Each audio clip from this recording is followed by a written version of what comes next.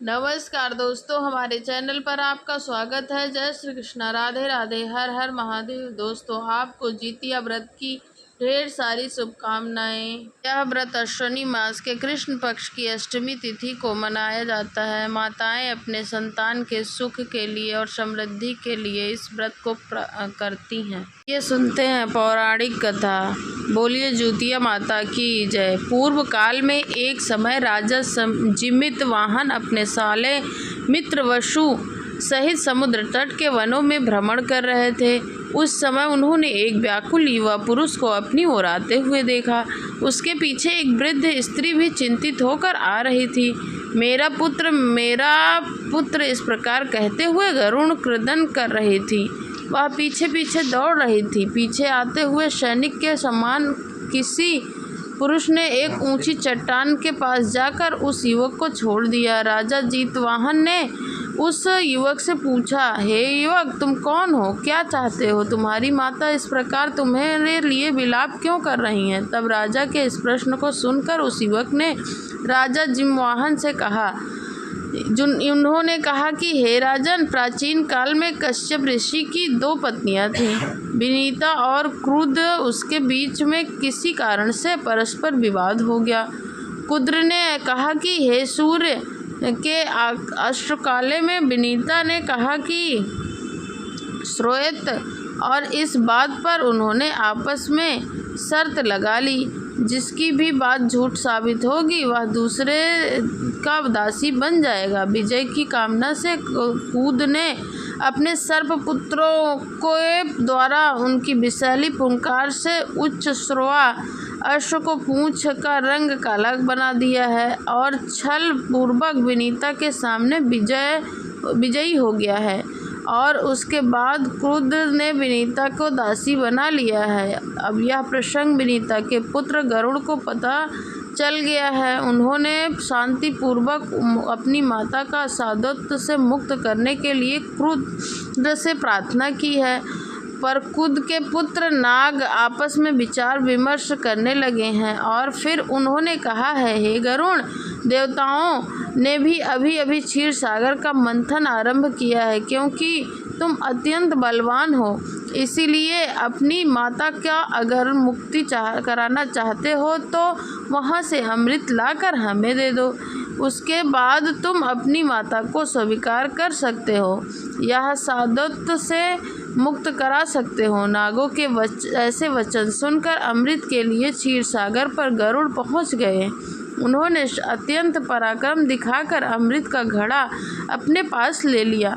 गरुड़ के ऐसे पराक्रम से प्रसन्न होकर भगवान विष्णु ने स्वयं गरुड़ से कहा, हे गरुड़, मैं तुमसे अत्यंत प्रसन्न हूँ, कुछ वर मांगो।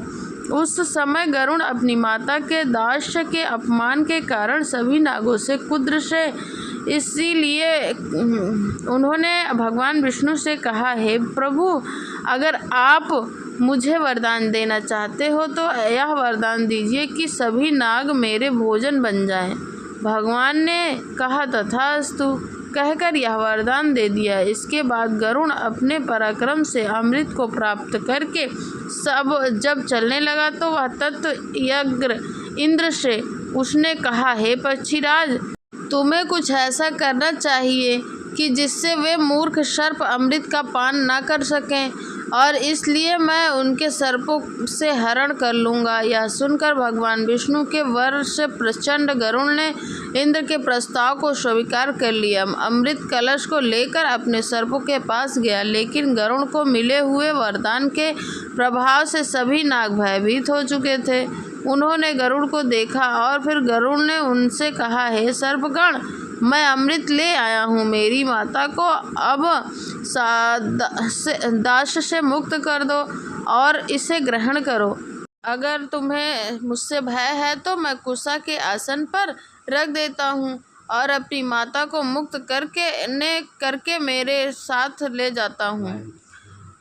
तुम इसे शांतिपूर्वक स्वीकार कर सकते हो। तब नागों ने कहा, यह उचित है, ऐसा ही करो। इस प्रकार करने पर गरुड़ ने पवित्र कुश आसन पर अमृत का कलश रख दिया और नागों ने गरुड़ की माता विनीता को मुक्त कर दिया। माता का दास से मुक्त कराकर गरुड़ के प्रस्थान करने पर सभी नाग निर्भयता पूर्वक जब अमृत पान करने लगे तो उसी क्षण इंद्र ने अपनी शक्ति से कुशासन पर रखे हुए सुधा कलश को अपहरण कर लिया। हताश नागों ने विचार किया कि शायद अमृत की कुछ बूंदें इस कुशा घास पर लग गई हो, इसलिए वे सभी कुशा घास को चाटने लगे। कुशाओं को चाटने से उनकी जीवा के 2 भाग हो गए।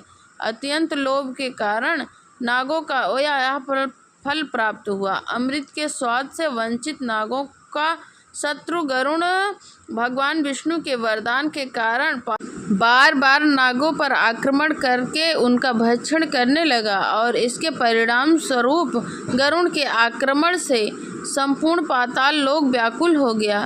भय के कारण सभी सर्प निर्जीव होने लगे। गर्भिणी नाग पत्नियां भी गर्भपात होने लगी और इसी भय मात्र से अनेकों नाग के प्राण पयुख उड़ गए। प्रतिदिन इस प्रकार का आतंक देखकर नागराज वासुकी ने विचार किया कि इस प्रकार से समस्त नाग लोक हंसता नष्ट हो जाएगा और गरुड़ भी अजय हो जाएगा। इस प्रकार विचार करके उसने गरुड़ के साथ मिलकर एक नियम बनाया कि प्रतिदिन एक एक नाग समुद्र तट के पर्वत पर गरुड़ के भोजन के लिए भेज दिया जाएगा। जब नागराज ने गरुड़ से कहा, तुम पाताल में उपद्रव करने का आतंक फैलाने के लिए मत आया करना, अन्यथा इस प्रकार एक साथ ही समस्त नागों नष्ट हो जाएंगे, तुम्हारा स्वार्थ भी सिद्ध नहीं हो पाएगा। गरुड़ ने भी इस व्यवस्था को स्वीकार कर लिया। वासुकी द्वारा भेजे गए एक एक नाग पर प्रतिदिन भोजन करने लगा। इसलिए नाग वध के उसी क्रम में आज मेरी बारी है। मेरा नाम शंखचूड़ है। मैं भी नागराज की आज्ञा से आज गरुड़ के आहार के लिए इस वधशिला पर लाया गया हूँ, इसलिए मेरी माता व्यवस्थित और शोचनीय है। इस प्रकार शंखचूड़ के वचन सुनकर और उसके दुख से द्रवित होकर जीमित वाहन राजा खेद पूर्वक कहने लगे, ओहो, वासुकी का नागराज होना कितना असहनीय है, जो स्वयं अपनी प्रजा के शत्रु को अमीप अर्थात भोजन बना रहा है। उसने सबसे पहले स्वयं को ही गरुड़ के भोजन के लिए क्यों नहीं प्रस्तुत कर दिया, बल्कि इसके विपरीत एक नपुंसक की भांति उन्होंने स्वयं के कुल को ही नाश कर दिया है, स्वीकार कर लिया है। और उधर गरुड़ भी कश्यप ऋषि की संतान होकर भी इतना घोर पाप कर रहा है। इसलिए आज मैं एक नाग की भांति अपना शरीर दान करके तुम सबकी रक्षा करूँगा। तुम व्यर्थ शोक मत करो। यह सुनकर शंखचूड़ ने कहा, हे महात्मन, ऐसा पुनः मत कहिए। कांच के लिए मोती की हानि करना उचित नहीं है। मैं भी कुल कलंक बनना नहीं चाहता हूँ। इस प्रकार कहकर जीमित वाहन को रोककर वह सज्जन नाग शंखचूड़ गरुड़ के पास चला गया। समुद्रीवासी कोणार्क नामक भगवान शिव को अंतिम प्रणाम करने के लिए गया। उसके प्रस्थान करने पर दयानिधि जीवित वाहन की उसकी रक्षा के लिए अपना प्राण दान करने का विचार आया और उसे अवसर भी मिल गया। तब उसने मुक्ति पूर्वक किसी कार्य के बहाने से अपने साथी मित्र वसु को भी वहाँ से भेज दिया और उसी समय वहाँ उपस्थित हुए गरुड़ के पंखों की वायु को कंपन करता हुआ भूमि मानो वहाँ महापुरुष के दर्शन मात्र से आश्चर्यचकित गरुड़ के आगमन के इस लक्षण से सतर्क होकर परोपकारी राजा जीमित वाहन उस वधशिला पर चढ़ गया। अपने विशाल पंखों की छाया से आकाश को ढके हुए गरुड़ ने चोंच मारकर उस महाप्राणी जीत वाहन को उठा लिया। बहती हुई रक्त धारा वाले जीत वाहन को पहाड़ की चोटी पर ले गया, उसका भक्षण करने लगा। उसी समय आकाश में पुष्पवृष्टि होने लगी, जिसने गरुड़ भी आश्चर्यचकित हो गया कि इतने में चूड़ की गुणेश्वरी शिव को प्रणाम करके वापस आ गया और शिला को रक्त से लथपथ पाकर विचार करने लगा, धिक्कार है मुझे, वह महात्मा ने अवश्य ही मेरे लिए जीवन दान दिया है। गरुड़ इस समय उसे कहाँ ले गया होगा, उसे शीघ्र ही खोजता हूँ। संभव है मैं उसे प्राप्त कर लूँगा। ऐसा विचार करके वह सज्जन रक्त की धारा को अनुसरण करते हुए आगे चलने लगा। उधर जीवित वाहन को प्रसन्न देखकर गरुड़ ने उसका भोजन करना छोड़ दिया और आश्चर्यचकित होकर उसे देखने लगा। यह नाग नहीं अपितु कोई अन्य जीव है जो मेरे भक्षण करने पर भी मृत नहीं हो रहा है, अपितु इसके विपरीत प्रसन्न हो रहा है। इस प्रकार मन में विचार करते हुए गरुड़ ने अपनी इष्ट सिद्धि के लिए जीवित वाहन राजा से कहा, हे पक्षीराज, अभी मेरी देह में मांस और रक्त शेष हैं, फिर भी तुम बिना तृप्त हुए सहजा भोजन करने से रुक गए हो। यह सुनकर आश्चर्यचकित गरुड़ ने पूछा, हे सज्जन, तुम नाग नहीं हो, इसलिए बताओ तुम कौन हो। तब राजा जीवित वाहन ने कहा, मैं नाग ही हूँ, तुम भोजन करो, जो प्रारंभ किया है उसे समाप्त करो।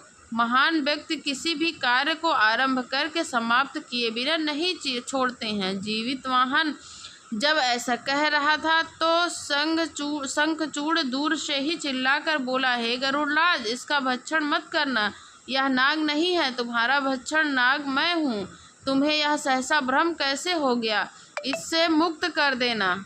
यह सुनकर पक्षीराज गरुड़ अत्यंत व्याकुल हो गया और जीवित वाहन को अपनी अभिष्ट सिद्ध न होने के खेद से हुआ और उसके बाद परस्पर वार्तालाप के प्रसंग में व्यस्थित होते हुए ज्ञात हुआ कि वह विधाधारों का राजा है और भ्रम से उसका भक्षण करने पर गरुड़ का भारी मानसिक ताप हुआ। वह विचार करने लगा कि मुझे जैसे क्रूर से भारी पाप कर दिया है। उच्च श्रृंखल वृंत के व्यक्तियों से पाप हो जाना सुलभ नहीं है, स्वाभाविक है। यह एक प्रशंसनीय महात्मा है जो पराहित के लिए अपने प्राण भी दे रहे हैं। मैंने अज्ञानवश इस संसार के नीचा दिखाने का प्रयास किया है। इस प्रकार पश्चाताप कर पाप मुक्त हेतु अग्नि में भस्म होकर प्राण त्याग करने का विचार करते हुए गरुड़ ने राजा जीवित वाहन से कहा, पक्षीराज दुखी क्यों हो रहे हो? अगर वास्तविकता में पाप से भयभीत हो तो आज से इन सर्पों का भक्षण करना छोड़ दो और पूर्व में जिनका भक्षण कर चुके हो उनके लिए पश्चाताप करो। इसका वास्तविक प्रायश्चित यही होगा, इसके अतिरिक्त और कुछ भी विचारने योग्य नहीं है। इस प्रकार प्राणियों पर दया करने वाले राजा जीवित वाहन के कहने पर गरुड़ ने उसके वचन को गुरु की आज्ञा समान मानकर उसके बाद वह भक्षण किए हुए सभी नागों को जीवित करने हेतु अमृत लेने गया। छितविग अंगों वाले जीवित वाहन पर उसकी पत्नी मलयवती का भक्ति से संतुष्ट होकर स्वयं माता गौरी ने अमृत सिंचन किया। साक्षात माता गौरी द्वारा अमृत सिंचन करने से राजा जीवित वाहन के अंग अधिक मनोहर हो गए और उसकी अधिकांशिका शोभा बढ़ने लगी। आनंदित देवताओं के गायन और वदन सहित स्वस्थ होकर उठे जीवित वाहन को देखकर गरुड़ ने संपूर्ण समुद्र तट पर अमृत की वर्षा कर दी। इस अमृत सिंचन के प्रभाव से तट पर इधर उधर बिखरे हुए सभी नागों कंकाल पुनर्जीवित हो गए और फलता हुआ बेला वन नागों के समूह से भर गया। उन्हें सदैव के लिए गरुड़ से भय से मुक्ति मिल गई। ऐसा लग रहा था कि नाग कुल के रक्षक जीत वाहन के दर्शन हेतु समस्त पाताल वहां पर उपस्थित हो गया था। इसके बाद अच्छे शरीर और अच्छा यश से सुशोभित जीतवाहन का समस्त बंधुओं से अभिनंदन किया। जीतवाहन की पत्नियां और उनके माता पिता सभी अत्यंत प्रसन्न हुए। जीवितवाहन के कहने पर शंखचूड़ भी सरातल्प को प्रस्थान कर दिया। जीवितवाहन राजा का यश तीनों लोकों में प्रकाशित हुआ। इसके बाद देवताओं के समूह गरुड़ के पास जाकर जीतवाहन को प्रणाम करने लगा। माता पिता पार्वती की कृपा से जीतवाहन के मंतक नामक संबंधी भी भय से आकर उन्हें प्रणाम करने लगे, जो पहले उनके विरुद्ध थे। उन्हीं पूर्व विरोधी बंधुओं द्वारा प्रार्थना करने पर जीवितवाहन अपनी पत्नी मलाईवती और प्रिय मित्र बंधुओं के साथ मलयाचल से हिमाचल स्थित अपनी प्राचीन राजधानी में प्रस्थान कर गए। इस प्रकार उस धैर्यशील जीव दत्त वाहन से चीरकाल और विद्याधर चक्रवर्ती पद का उपभोग किया गया। और इस प्रकार विष्णु पुराण और स्कंद पुराण अंतर्गत जीवित पुत्रिका व्रत कथा का समापन हुआ। प्रेम